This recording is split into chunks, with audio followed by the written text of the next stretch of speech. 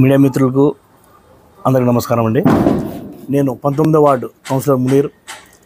నా వార్డు ప్రజలకు నేను చెప్పదలిసింది ఏమంటే, ఈ నెల 7వ తేదీన మా ఎమ్మెల్యే గారు చెప్పింది ఏమిటంటే 19వ వార్డు కౌన్సిలర్ మునీర్ని సస్పెండ్ చేసినామని చెప్పినారు. మా ఎమ్మెల్యే గారికి ధన్యవాదాలు తెలుసుకుంటున్నాను.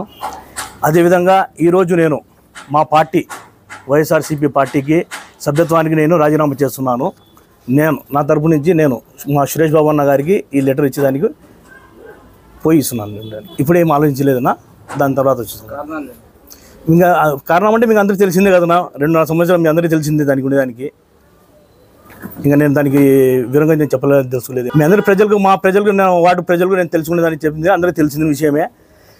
ఇంకోటి ఏమరా అంటే, నాకు అవమానం, విలువలేని సాట ఉండడం నాకు నచ్చలేదు. దానికోసమని నేను ఈ పార్టీకి సభ్యత్వానికి రాజీనామా చేస్తున్నాను.